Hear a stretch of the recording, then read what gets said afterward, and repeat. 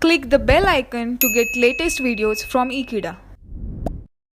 Hello friends, we'll be discussing certain details about the valuation of inventory for consignment account.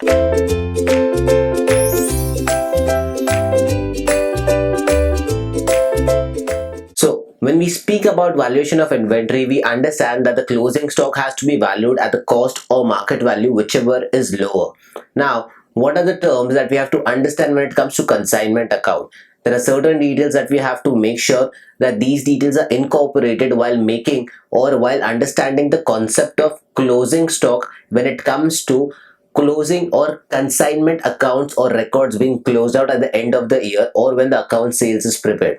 So what are those is something what we'll be understanding right now. So I'll be jotting down certain points for you. I'll be writing it down for your reference. You can note down it too for your future reference in such scenarios what exactly has to be done when it comes to consignment stock closing inventories or valuation of that. So let's figure it out with the points that we'll be mentioning down here. So you've jotted down the points for your reference. Let's understand what basically valuation of inventory means. So as per the basic principle, the inventory is valued at the cost or market value, whichever is lower. We are well aware about this fact that whenever the closing stock has to be figured out, we have to consider the cost price and the market value, and whichever is lower has to be taken for the valuation of inventory here. But when it comes to consignment accounts, there is a slight change that you have to take into consideration.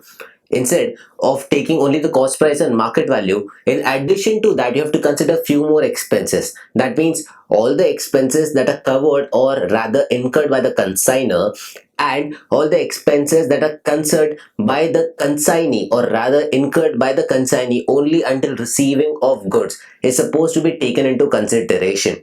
Now, both these things will be taken together and it will be a part of valuation of inventory of closing stock. If you remember in the earlier example that we did, we valued the closing stock by taking 1/5 of the goods that were discussed and 1/5 of the whole of the consignor expenses and the expenses directly related to the consignee here. So all those direct expenses which are related to the consignee, that means taking the goods or rather taking the delivery of the goods is one such consignee direct expense that can be taken into consideration. But once the goods are inside his warehouse, any expense after that will not be considered. So when you have to close or rather when you have to mark the closing stock here, you have to take three things into consideration: the cost and the market value, that is the first part. Second thing will be all the expenses that is paid by the consignor to deliver the goods to the consignee. And the third, whatever expense the consignee paid to receive the goods only until receiving the goods or rather getting it delivered to his godown itself, only until then has to be taken into consideration. Now there are certain examples that we have jotted down here for your reference. Let's read it out. These are all related to consignor expenses. One can be packaging, that means all the packaging expenses. Freight and cartage can be the other one. Insurance in transit, that means while the goods are being delivered from consignor to consignee, the insurance that is taken from place A to place B to get it delivered, that insurance can be also considered as consignor expenses. Octroi, import duty, etc. Any such expense which is paid by this kind of consignor or this kind of expenses which are paid by the consignor can be taken into consideration here for calculation of closing stock. There's a note that we have to take into consideration, like expenses which are taken into consideration for consignee are only the direct expenses which relates to taking the delivery of the goods.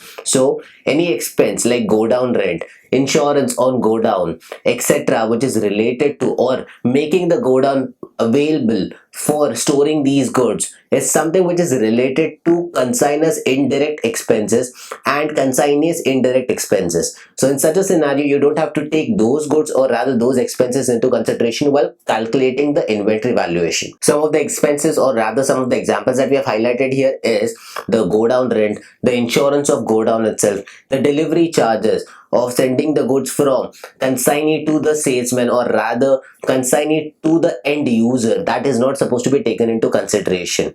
So all these things are not supposed to be taken into consideration when it comes to closing or valuation of closing stock. There's another note that we have mentioned here.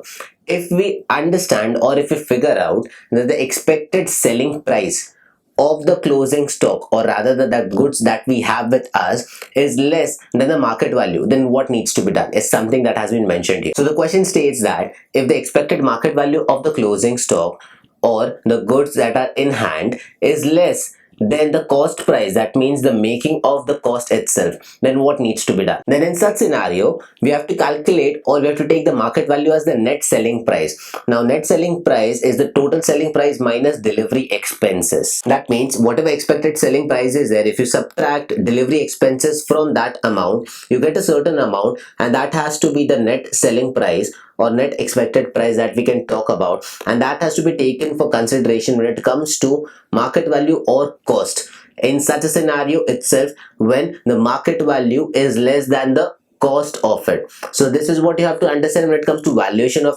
inventories and other details that are related to it. We'll be understanding more problems on this, or rather we'll be understanding more details on this when we go ahead and solve certain problems related to these kind of closing stock transactions.